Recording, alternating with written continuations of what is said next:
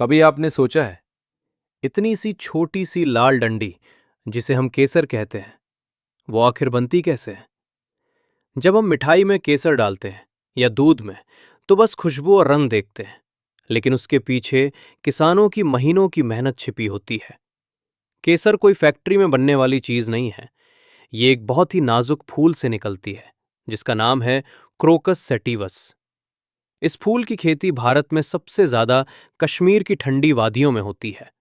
साल भर किसान इसके लिए तैयारी करते हैं।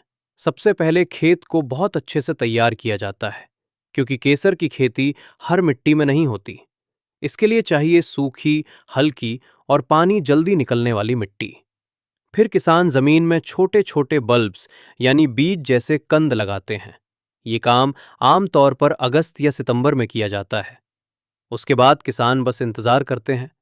करीब 1 महीने बाद अचानक खेत में छोटे छोटे बैंगनी रंग के फूल खिलने लगते हैं।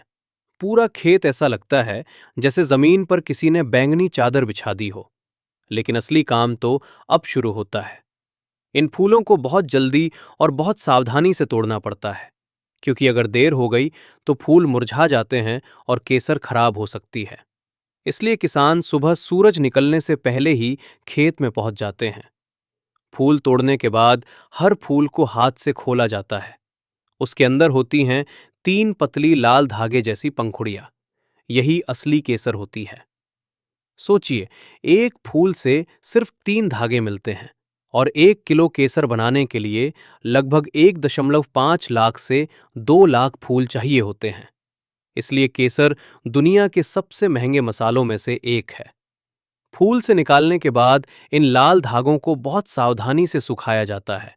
सूखने के बाद ही ये बनती है वो असली खुशबूदार केसर, जिसे हम दूध, मिठाई और पूजा में इस्तेमाल करते हैं। तो अगली बार जब आप केसर देखें, तो याद रखिएगा, ये सिर्फ एक मसाला नहीं है। ये है हजारों फूलों की खुशबू और किसानों की महीनों की मेहनत का फल। इसीलिए केसर को कहा जाता है रेड गोल्ड, यानी लाल सोना।